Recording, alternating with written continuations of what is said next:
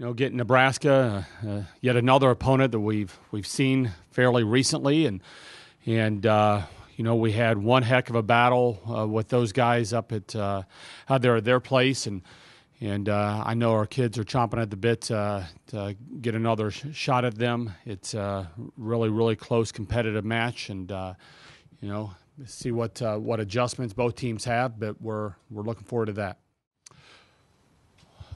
Well, I think whether you're coming off of a loss or a win, I think there's an element of, all right, what do we still need to get better at? And you're always looking at it that way, regardless of what the result is. How do we continue to get better as we go through the season? Certainly, you don't want a team that's going to be happy with losses or anything else like that. So I'm sure they're frustrated.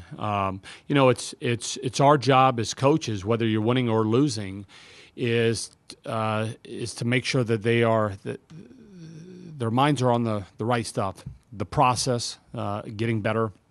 The reality of the situation is, we've played the fifth toughest schedule in the country. We've lost 4 matches. 3 of them have been within 2 points. All the teams that were predicted to finish higher than us in the Big Ten.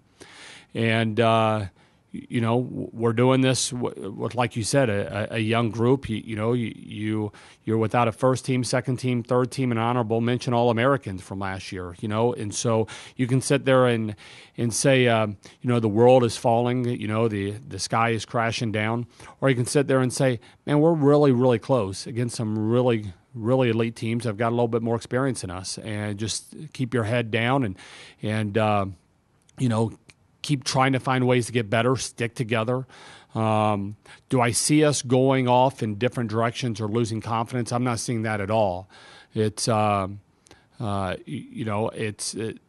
still, they're in there this morning watching film on their own. You get reports that people, what's going on in the weight room and how they are energy-wise in there. I think we've got a group that's in this for the long haul.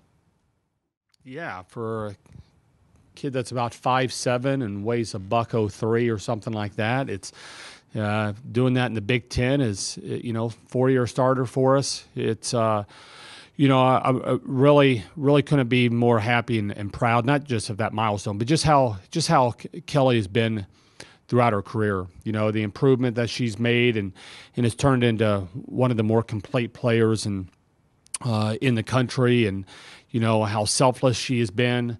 Especially the past couple of years with moving spots around, those numbers obviously would have been a lot higher had she hit last year, but that hasn't been an issue with her. It's I'm sure she's got knowing Kelly, I'm sure she's very well aware of how many kills she needs to get, but also have known Kelly that she probably knows the numbers that every player on her team has, and